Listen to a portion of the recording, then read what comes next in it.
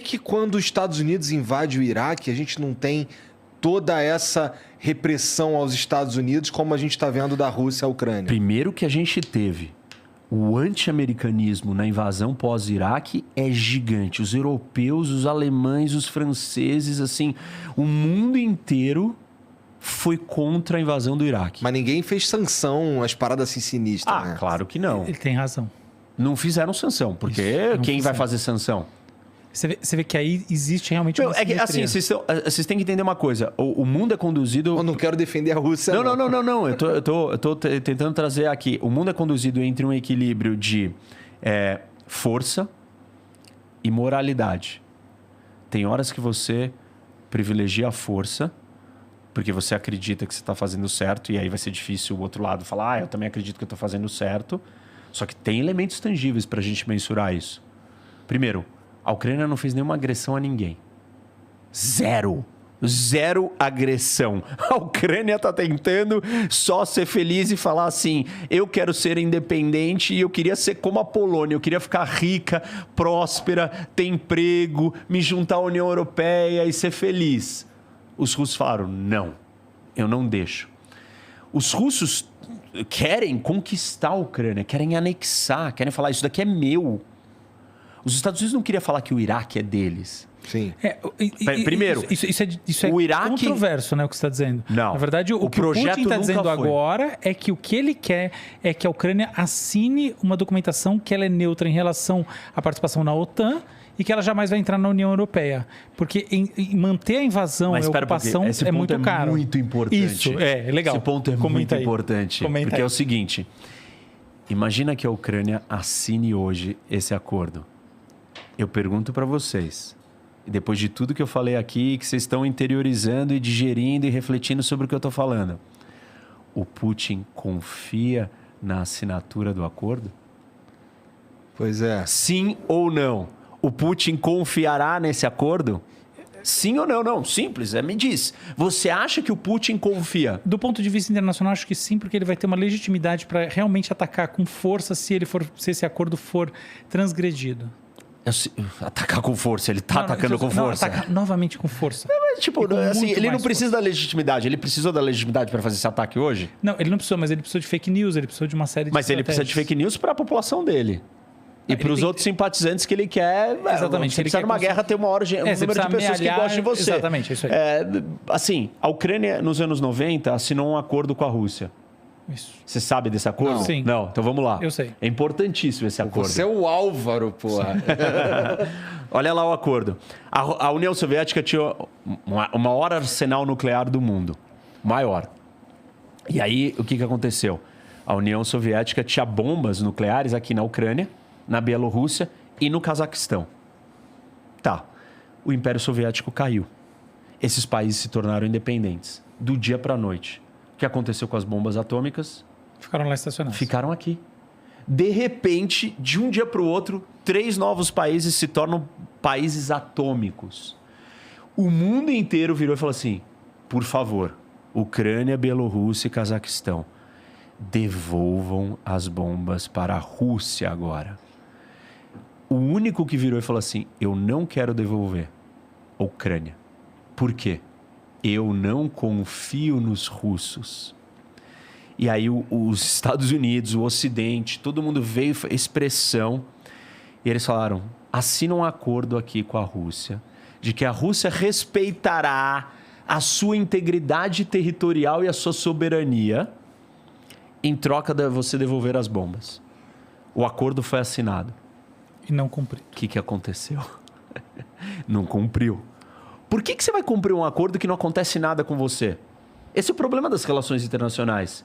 Se eu virar e falar assim, eu sou um signatário do Tratado de Não Proliferação de Armas, e eu virar e falar assim, eu vou descumprir esse acordo. O que vai acontecer comigo? Sanções econômicas. É isso, mas sanções econômicas são problemáticas, eu posso falar disso daqui a pouco. Me lembra, você que está botando a lista do que eu tenho que voltar para falar. Eu não cumpro. Não vai bater a polícia na porta da minha casa se você está preso. País tal, você foi preso. O país inteiro, vamos colocar o país. Não vai acontecer nada com você. Vai acontecer sanções, mas sanções não são suficientes para acabar com a existência de um país e não são elas não são universais, não vão ser todos os países que vão aderir à sanção. Então, assim, nas relações internacionais, acordos, eles são difíceis de serem cumpridos. E se a Rússia assina um acordo com a Ucrânia... aliás, vamos fazer um outro parênteses. A Ucrânia não faz parte da OTAN. A Ucrânia hoje é neutra. Então, a invasão russa não se justifica. Certo? Não é que ela virou para ele ter invadido. Não, mas é que ele invadiu antes de entrar para a OTAN, porque se entra para a OTAN, ele fudeu de verdade. Sim, só que se fala disso há década. Mais de década, e não aconteceu nada. É o conceito de guerra assim, porque preventiva. agora... Não, é uma guerra preventiva baseada no quê? Na ameaça de que ela possa entrar na OTAN. A propósito, eu acho guerra preventiva um péssimo conceito. Não. Eu acho que esse assim, é o problema. O argumento de você atacar um outro país de maneira preventiva...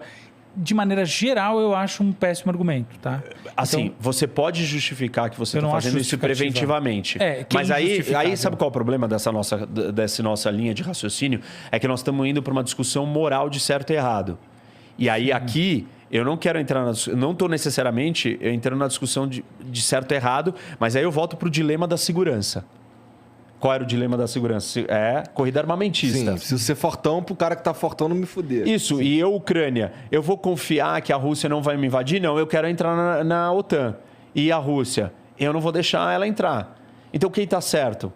Desculpa, nenhum dos dois. Esse é o problema do mundo. Por isso que a gente tem guerra. Por isso que os realistas falam que, em última instância, nós não vamos conseguir a paz nesse sistema desenhado desse jeito. Porra, Ricardo, posso falar? Você chegou num ponto muito bacana, né? Chegou num ponto legal, assim, bem equilibrado. Posso fazer um shift de papo?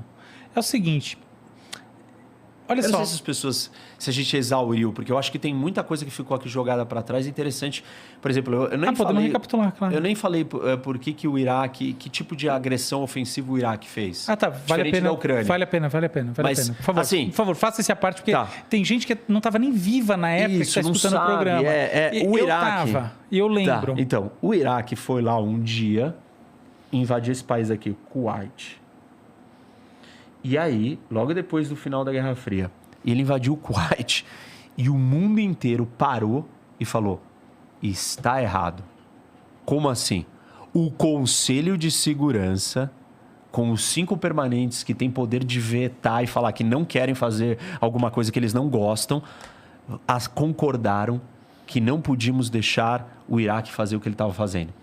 Se criou uma coalizão internacional com dezenas de países juntos, enviaram uma força militar para libertar o Kuwait e conter o Iraque. Que é uma das operações militares de maior sucesso da história da modernidade. Isso, a Guerra do Golfo. A primeira guerra do Iraque. Primeira guerra televisiva da história.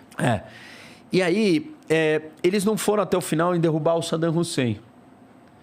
E aí ficou uma situação ruim, porque aí veio o terrorismo internacional, aí o Iraque tinha armas de destruição em massa, químicas, ele jogou essas armas nos curdos, que estão localizados aqui no norte do país, que eles ficam, que é esse povo que fica aqui entre o Irã, a Síria, Turquia, nesses 4 países aqui localizados. Então ele tinha armas de destruição em massa. Uma outra questão, tá? Eu achei até que você ia trazer ela. Qual? Existe um conflito internacional, existe um conflito muito forte que se deriva de todo esse processo de panela de pressão da guerra Irã-Iraque, que no final das contas termina no Ocidente, para assim dizer, nos Estados Unidos fazendo pressão no Iraque, e o Iraque jogando milhares de mísseis Scud em Israel. Eu acho isso uma coisa assim que... Essa foi uma retaliação. Uma retaliação absolutamente imprópria, porque no final... Enfim, o que eu queria dizer é que o Iraque muito grave, era um país problemático. Por quê? E que jogava mísseis num outro país que não estava em contato. Óbvio que tinha uma tensão imensa com Israel, mas ele estava jogando míssil num país que não estava em guerra com ele. Na verdade, assim, o Iraque é um país problema. Uma ditadura expansionista e agressiva. A Ucrânia não é uma ditadura e não é expansionista e agressiva. Então, assim, o projeto russo é de dominação da Ucrânia. E isso está claro com o tamanho da invasão. O projeto aqui era derrubar o Saddam e colocar uma democracia. Utópico, já sei, deu tudo errado. Os americanos foram embora. Mas são propósitos diferentes. Mesmo assim, eu não estou dizendo que isso daqui foi certo. Eu estou dizendo que foi errado, deu errado, Mas existem ainda assim nuances de diferenças. Ah, não, eu vou relativizar todas as nuances. Bom, então não tem por que a gente falar de nenhum assunto. Porque a diferença está em cada caso. Aqui, você não tem justificativa, você não consegue achar uma justificativa para isso. Dizer que a Ucrânia não existe. Dizer que a identidade nacional ucraniana não existe. É tudo pira do Putin. Essa invasão... Isso, e aí a gente entra no segundo elemento dessa história, que não é a disputa, não é o mundo como ele está organizado, não é o dilema da segurança, não tem bonzinho ou mal. É aí a vontade dos ditadores. Aí são os caras, aí a gente desceu do nível de análise do sistema, do mundo, e viemos para o nível social, pessoal, individual, psicológico. E aí você vai ter uma série de teorias que vão explicar. Esse cara é um frustrado, ele é um egocêntrico, ele é um megalomaníaco, ele é um louco, ele tá isolado no Covid, ele não fala com ninguém, nenhum assessor fala com ele. Depois do Covid ele pirou, ele tá doente, tem um monte de noticiário dizendo que ele tá doente, que ninguém sabe se é verdade ou não. Provavelmente é fake news. Talvez não sabemos. E aí ele tem um projeto. Ele quer ser um grande líder russo. Sim. Ele acha que a maior tragédia do século XX geopolítica foi o fim da União Soviética. Sim. Ele quer recriar a União Soviética. Não é na base da ideologia mais. É no quê?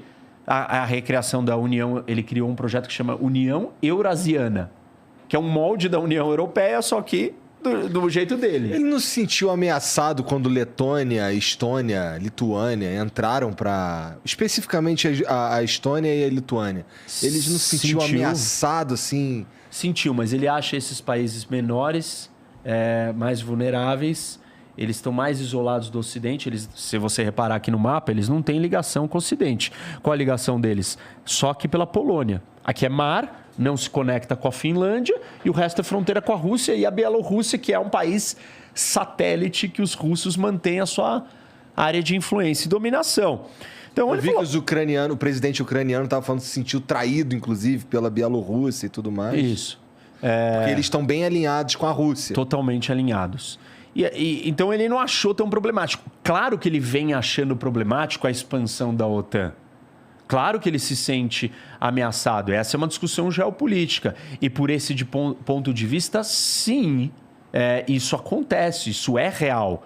E isso é o jogo do sistema. Você fala, então eles não deveriam ir. Desculpa, não dá para eles não irem. Por quê? Porque desse lado é uma potência nuclear, ditatorial, que tem um projeto expansionista. Como assim eles têm um projeto expansionista? Eles já dominaram tudo isso daqui. Esses daqui dominaram? Dominaram na história. Houve colonização, houve uma série de coisas. Mas depois, não tem mais esse domínio. Não é mais aceito esse domínio. Os Estados Unidos dominam o mundo. Bom, os Estados Unidos não quer colonizar territórios e ocupar eles e virar e falar assim, vocês são meu povo agora. Esse projeto não existe. Pode fazer várias críticas e a diferença do grau é total aqui, na comparação.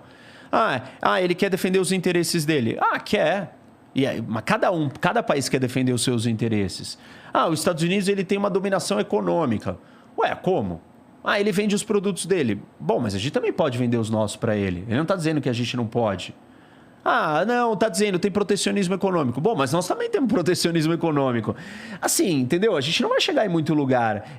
Os Estados Unidos, ele está muito longe de ser o ideal. Mas, até o momento, o sistema que o mundo está adotando da União Europeia e dos Estados Unidos democrático, de ordem liberal, de livre comércio, de respeitar a fronteira, na sua grande medida, tem as exceções aqui, é um projeto mais estável para o mundo. Não é um projeto de recriação de império, de dominação de território talvez físico. Seja, mas não seja coercitivo necessariamente, né? Depende do que é império. Exatamente. Depende do conceito. Porque aí você vai falar assim, não é império. Bom, é império. Tudo que você quiser negociar comigo e se tiver maior poder de barganha, você é um imperialista? Exato, eu concordo com você. Aí a gente foi muito longe. Porque aí você fala assim pra mim, você tem sei lá quantos milhões de views. E aí alguém vai te pagar. E aí o cara quer te pagar pouquinho. Aí você fala, desculpa, o meu valor é maior. Você é um imperialista, você está extraindo mais do outro? Não, é uma relação de ganho mútuo. É diferente isso. Sim, não é uma relação de exploração, é uma relação de ganho mútuo, aonde o quê? Um dos lados ganha e o outro também ganha. Um lado ganha mais? Claro. Mas o outro lado também ganha alguma coisa. E essa é uma relação de livre comércio. Você tem um produto que vale mais para mim, não para ele.